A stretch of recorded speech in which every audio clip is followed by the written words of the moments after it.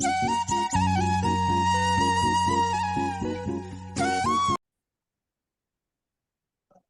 evening, audience. Today we are here to discuss about gratitude is attitude in the series of World of Wisdom.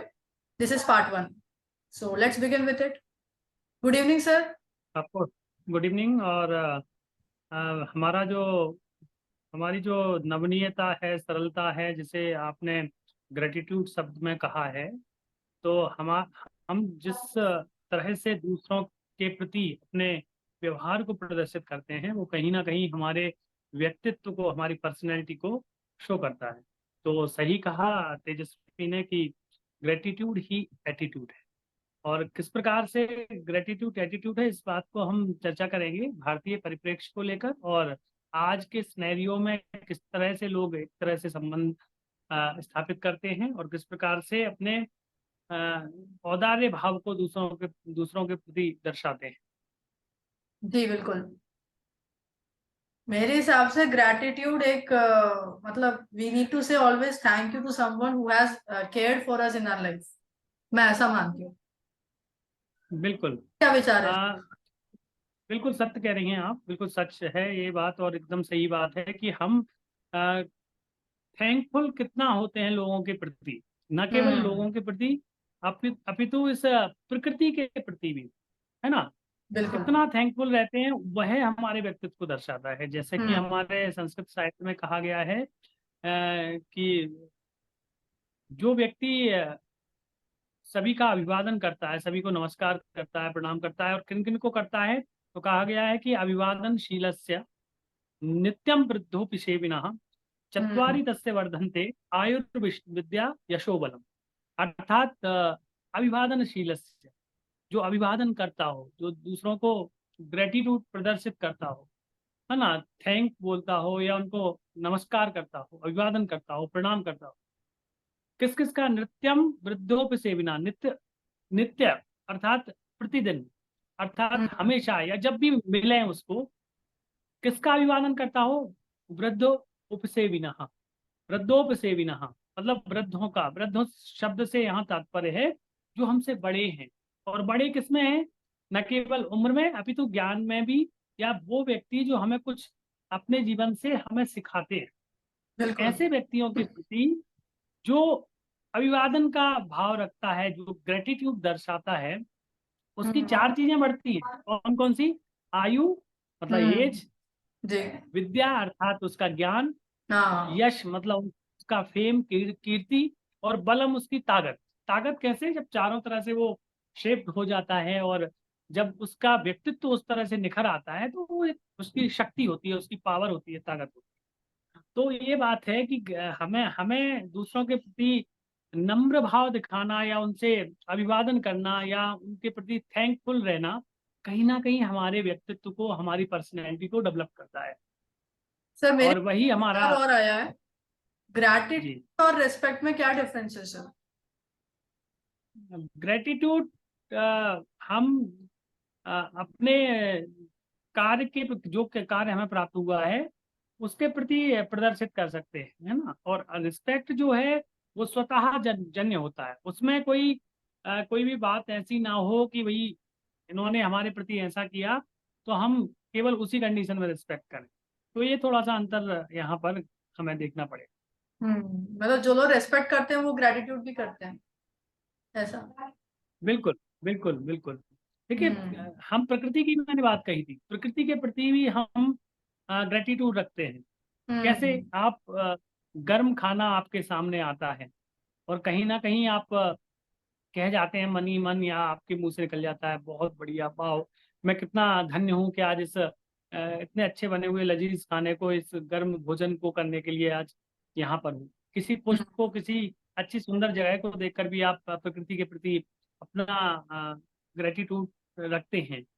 तो वो बात यहाँ पर प्रदर्शित होती है। अब इंसान जो है वो अपने जीवन शैली में इतने व्यस्त रह जाता है और उसको पता ही नहीं रहता है कि मेरे जीवन में कौन आया या कौन चला गया, किसके आने से मेरे जीवन में परिवर्तन आया या नहीं आया। तो कई बार लोग ध्यान भी नहीं रखते हैं और उनको एक्नॉलेज तो करते ही नहीं है। तो ऐसे चीजों को कैसे ध्यान रखना? हाँ, ऐसी बातों को ध्यान रखने वाली बात ही कहीं ना कहीं हमें ये ग्रेटिट्यूड जो शब्द है वो कहीं ना कहीं हमें दर्शाता है कि हमें किसी भी चीज वस्तु के लिए या व्यक्ति के लिए हमें हमेशा उसके प्रति अ, आभार के रूप हम्म। में रखना चाहिए उस बात को कभी भूलना नहीं चाहिए। तो हम्म। वो बात जब इंसान अपने मन मस्तिष्क में रखता है, उसके प्रति सजग रहता है, तो उसके दिमाग में हमेशा वो बात रहती है, वो भूलता नहीं। जैसे कोई भी व्यक्ति अपने लक्ष्य को निर्धारित करता है और हमेशा उसका लक्ष्य उसके दिमाग में रहता है, तो ऐसे ही हमें सामाजिक जो हमारे जुड़ाव होते हैं, जो लोगों से हमारे संपर्क हो, संबंध हो, तो उनको भी हमारे मन मस्तिष्क में हम उस प्रकार से स्थापित करें, तो निश्चित ही मैं ये कहता हूँ कि वो भाव कभी भी खत्म नहीं होगा। हम इस प्रकार की समस्याएं हमारे सामने आएंगी आएंगी ही नहीं। इससे कोई समाधान नहीं है सर ये भूल का, जो लोग क्या अक्सर। प्रश्न? हाँ, हाँ, इसका थैंक यू तो समाधान। मतलब लोग कभी बोलना भी भूल जाते हैं लोगों को, फिर सालों बाद याद करते हैं कि इनकी वजह से ये हुआ। तब तो समय भी नहीं हाँ, ये व्यक्ति, गया होगा, तो तब ये थैंक यू विषय जो बोलने का आप कोई रख मतलब ही हाँ भी नहीं है। हाँ, ये आप जो व्यक्ति ये बात रख रही हैं, ये व्यक्ति के व्यक्तित्व के ऊपर निर्भर करता है।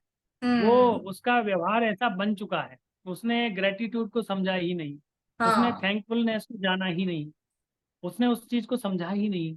तो जब वो उसका व्यक्तित्व ऐसे बन गया, जब वो फॉर्मेशन हो गया उसका, फिर वो उस व्यक्ति के साथ ये समस्या आती है कि वो इस तरह की बातें रखना भूल जाता है। और जो व्यक्ति जिस व्यक्ति के साथ ऐसा शायद हो रहा हो, तो उसे उस तरह के भाव को समझना चाहिए कि इस व्यक्ति का एटीट्यूड कैसा बन गया है, इसका अ, अभिवृत्ति जिसे हम हिंदी में कहते हैं, किस जी। प्रकार से इसकी अभिवृत्तियां हैं, एटीट्यूड कैसा है, उसी प्रकार से हमें उसकी व्यवहार की अपेक्षा होती है। क्या होता है, अ, देखो हमारे भारतीय परंपरा में भी कहा गया है कि प्रथमे नार्जिता विद्या, द्वितीय हम्म। नार्जितम धनम, तृतीय नार्जितम धर्मो, चतुर्थे किम करिष्यति। इट मीन्स हमारे जीवन की 4 स्टेप होती।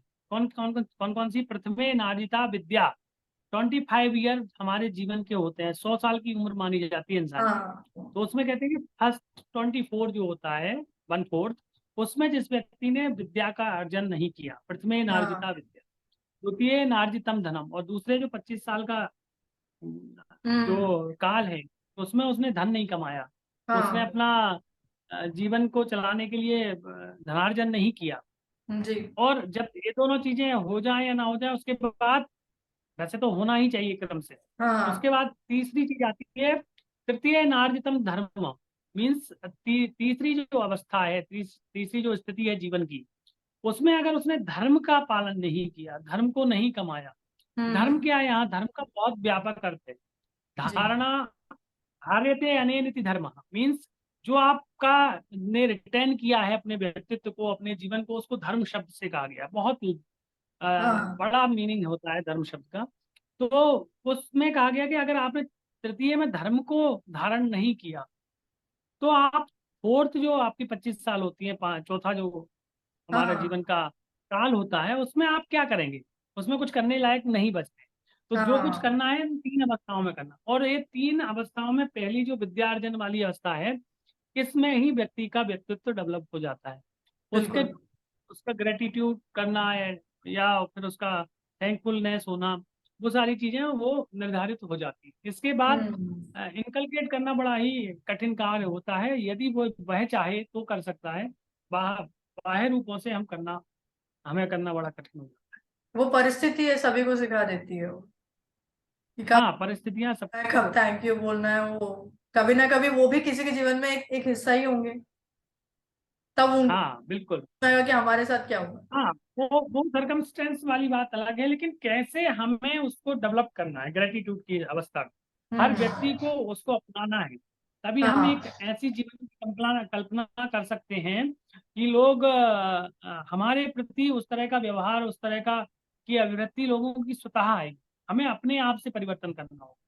हमें बिल्कुल। लोगों को, जब हम किसी भी बार बार उदारता का भाव रखें, या थैंकफुलनेस करें, या फिर ग्रेटिट्यूड उस प्रकार से रखें, तो लोगों को लगता है कि हाँ ये व्यक्ति का व्यक्तित्व इतना अच्छा है, तो ऑटोमेटिकली लोग आपके प्रति उस सिनेरियो के साथ व्यवहार करेंगे, क्योंकि सही है। चेंजेस हमारे अंदर है, हाँ हाँ। रेवोल्यूशन हमारे, और जब वो हमारे अंदर होता है तो लोग हमें हमारे व्यक्तित्व के हिसाब से हमारे साथ व्यवहार करते हैं।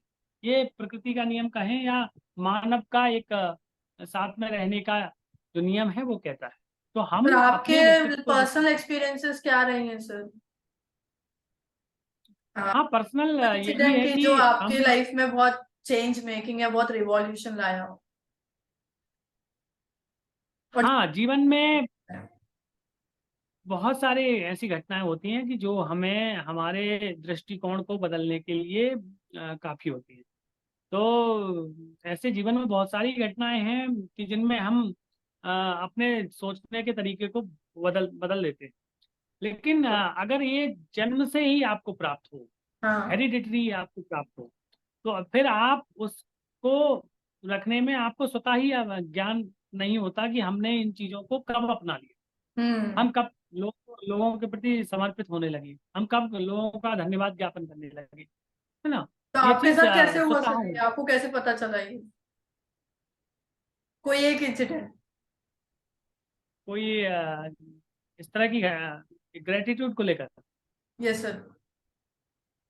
अ, कोई ऐसा वाकया तो मुझे अभी याद आ नहीं रहा है, लेकिन अ, कुछ बच्चों का ही ले लें अगर हम, जैसे हाँ मैं टीचिंग में हूँ तो अ, कई साल बाद भी हमको बच्चों के इस प्रकार से कॉल आते हैं कि सर आपने जो पढ़ाया या हमें जो शिक्षा दी, अब वो उसके लिए मैं जीवन भर आभारी हूँ। अभी रिसेंट 4 दिन पहले की बात है, किसी बच्चे ने मुझे मैसेज किया कि मैं वो हूँ और आपने मुझे पढ़ाया है, और आपके लिए आपके होने से हमारे जीवन में बहुत परिवर्तन है। इस प्रकार की बातें हमारे साथ आती हैं। या हम बिल्कुल। मैंने भी व्यक्तिगत रूप से बहुत सारे लोगों को इस प्रकार के संदेश दिए दिए हैं या कॉल्स हुए हैं, या जब भी वो मिले हैं तो मैंने अवश्य कहा है कि आपके होने से हमारे जीवन में क्या परिवर्तन आए, हमने क्या सीखा। हाँ हम्म। चाहे वो हमारे गुरु हो, हमारे हमारे बड़े हों, या कोई भी हो, उनके बिल्कुल। होने से हमारे जीवन में जो परिवर्तन हुए, हमने जो देखा या जो महसूस किया, उसके लिए हम उनके प्रति आजीवन आभारी हैं। और यह कहने में हमें बिल्कुल भी संकोच नहीं होना चाहिए, हमें बिल्कुल। निश्चित ही कहना चाहिए। हाँ इसकी महत्वाकांक्षा हमारे अंदर नहीं होना चाहिए, क्या रे हाँ। उसने मुझे इस प्रकार से व्यवहार किया या इस प्रकार से मेरे साथ कोई थैंकफुलनेस नहीं रही। ये भी एक समस्या है। अगर आप व्यक्ति इसको सोचता रहे कि मैं मेरे साथ मैंने उसके साथ ऐसा व्यवहार किया, उसने मुझे इस प्रकार से नहीं कहा जैसा उसे कहना चाहिए, बिल्कुल। जैसा उसे आभार व्यक्त करना चाहिए, अगर हम इस बात को लेके आगे बढ़ते हैं तो हाँ। हमारे जीवन में हम दुखी रहेंगे। तो हमें इस प्रणाली को दुखी रहने के लिए नहीं, अपितु संपूर्ण मानवीय समाज को सुखी करने के लिए करना है बिल्कुल। ना। किस प्रकार से हमें आभार व्यक्त करना, आभारी होना है हमें, और हमें दूसरों के प्रति उसको बढ़ाना है और इस परंपरा को आगे चलाना। कामना ऐसा सिर्फ नहीं कि खुद से हमारे करो पास, और कामना किसी से नहीं, महत्वाकांक्षा खुद से होनी चाहिए। हाँ इस प्रकार से, हाँ बिल्कुल बिल्कुल यही बात तो ग्रैटिट्यूड को कैसे प्रैक्टिस करें सर, कैसे अपन जीवन में उसको ले आए? कोई तरीका, कोई टेक्निक से अपने पास? है। हमें ईश्वर के प्रति, उन लोगों के प्रति हर रोज एक बार आभारी होना होगा, कम से कम दिन में हमें एक बार दो बार या जितनी बार भी हम ऐसी चीज महसूस करें, सुबह उठें तो हम प्रकृति के लिए ईश्वर के प्रति धन्यवाद ज्ञापन करें कि हम आपने मुझे इतना अच्छा जीवन दिया, इतना अच्छा जीने के लिए सारे साधन दिए, हम्म। इसको लेकर मैं बहुत आगे बढ़ सकता हूँ या बढ़ सकती हूँ। इस प्रकार के भाव यदि हम रोज लाएंगे अपने मन में, तो निश्चित ही ये भाव हमारे जीवन को आगे बढ़ाएंगे। और बिल्कुल। यही हमारे इस एटीट्यूड के जो रिटर्न करने का जो पॉट है हमारा बहुत बड़ा कर देंगे, और हमारे जीवन में वही हमारा एटीट्यूड बना देंगे, हमारा व्यक्तित्व उसी प्रकार से मोल्ड कर देगा। ये प्रैक्टिस, और ये प्रैक्टिस हर व्यक्ति को करना चाहिए। हमें हर उस चीज के लिए थैंकफुल होना चाहिए जो हमारे जीवन में कहीं ना कहीं हमारे ऊपर प्रभाव डाले। यहाँ तक मैं कहूँगा कि जब कभी कोई चिंतन में होता है, सोच में होता है, तो वो बिल्कुल। अक्सर ये सोचता है कि मेरा जीवन ऐसा है, मुझसे ऊपर ये है ये है, हाँ। और भी कई लोग हैं। तो मैं यहाँ यह कहूंगा कि हमें यह सोचना चाहिए कि हमारा जो जीवन है उससे हम्म। नीचे ही बहुत सारे लोग हैं। तो ईश्वर के लिए हमें धन्य होना चाहिए कि हमें जो जीवन दिया है, हमें जो जीने का एहसास ईश्वर करा रहा है, कहीं ना कहीं हम उसके प्रति ईश्वर के आभारी हैं। उन बिल्कुल। लोगों के आभारी हैं, माता पिता के आभारी हैं, सभी के आभारी। तो वो है आभार का भाव कम से कम मन में तो एक बार, दो बार, चार बार हमारे होना जीवन में चाहिए। आना चाहिए, तभी हमारी प्रैक्टिस में आ जाता बिल्कुल सर। आज अपन ने काफी अच्छा डिस्कशन किया सर ग्रैटिट्यूड को लेके। उम्मीद है। यही है बिल्कुल। कि ऑडियंस को भी कुछ इंफॉर्मेटिव और वैल्यू मिला होगा अपने इस डिस्कशन के साथ। और आगे जी नए नए टॉपिक्स और लेके आएंगे और दर्शकों के साथ अपन शेयर करते रहेंगे। बिल्कुल जरूरी है। और तेजस्वी, ये जो ज्ञान की परंपरा है, आपने जैसा इसका नाम कहा, वर्ल्ड ऑफ विजडम, तो इस परंपरा में हम कुछ ना कुछ चर्चा जरूर करेंगे और नए नए विचार लेकर आप सभी के समक्ष आएंगे। ये तेजस्वी जी और हमारा साथ में मिलकर एक संकल्प है कि हम इस तरह की बातें जो हर व्यक्ति तक पहुंचना चाहिए, जिससे कि हर व्यक्ति जीवन में अपने सकारात्मक भावों को लेकर आगे बढ़े और इस जीवन को सुंदरतम कर। Thank you thank Tejashwi. You. Thank you sir. Thank you all. Thank you. Okay.